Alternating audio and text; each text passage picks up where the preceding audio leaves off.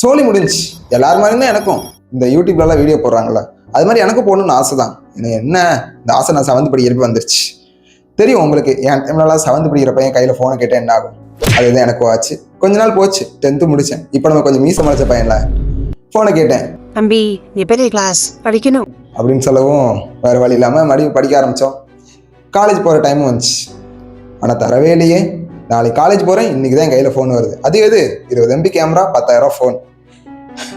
அதுலேயும் வீடியோ எடுத்துருவோம் அப்படின்னு ஒரு 2 வீடியோ எடுத்தேன். பக்காவாக இருந்துச்சு ஐஃபோன் குவாலிட்டியில். சரி ஓகே அப்படின்னு என்ன பண்ணலாம் யோசிச்சுட்டு இருந்தப்போ எங்கள் அம்மா ஃபோனை பார்த்தேன். அதில் ஓரளவுக்கு ஓகேவான குவாலிட்டியாக இருந்துச்சு.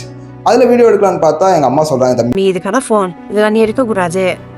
ப்ளீஸ்மான்னு கெஞ்சி கீத்தாடி அந்த ஒரே இடம் தான், ஏன்னா அது கடைக்கு பக்கத்தில் எங்கள் வீடு தான். அப்படியே அதில் வீடியோ எடுக்க ஆரம்பித்தேன். கொஞ்ச நாள் போயிட்டே இருந்துச்சு.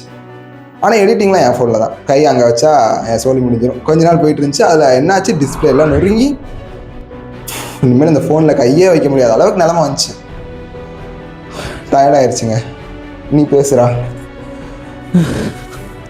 இப்போ நீ என்ன கழட்டிட்டு உனக்கு டயர்டாயிருச்சு? இதுக்கு நானே சொல்கிறேங்க சார். என்ன ஆச்சுன்னா டிஸ்பிளே எல்லாம் போயிடுச்சு. இப்போ வேறு வழியே இல்லை. என் மொத்த சேவிங்ஸையும் அள்ளி கொட்டுறேன். அப்புறம் எங்கள் அம்மா கிட்ட எங்கள் அப்பா கிட்ட கொஞ்சம் கடை வாங்கி கடைசியாக அந்த சாம்சங் ஃபோனை வாங்குறேன்.